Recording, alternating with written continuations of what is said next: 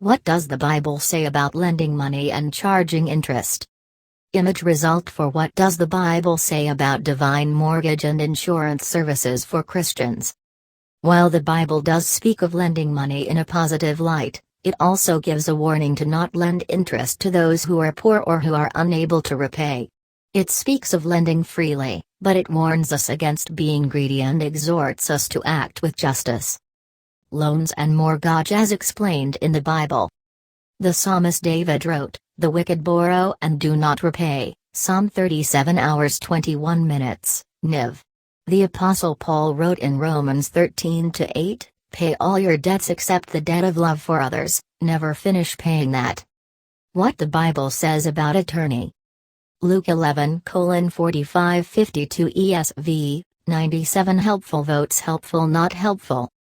One of the lawyers answered him, "Teacher, in saying these things you insult us also."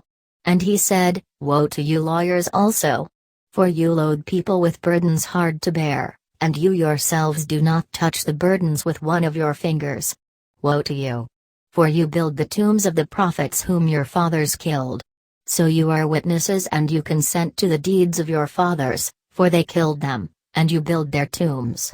Therefore also the wisdom of God said, I will send them prophets and apostles, some of whom they will kill and persecute." Credit, debt. Both Ezekiel 22:12 and Nehemiah 5:011 condemn lending money with interest, especially to the poor. And Ezekiel 18:13 lists the taking of interest among sins worthy of death. Jesus clearly had these biblical principles in mind when he admonished the money changers and removed them from God's house, the sacred temple. Dear brethren, Jesus wants us to grow, recover, receive treatment through his word, pay debts, give credit, teach each other online and offline, do business and we prosper, get rich and serve him with our wealth.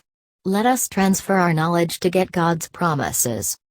I love you. Keep watching, subscribe, like, and share.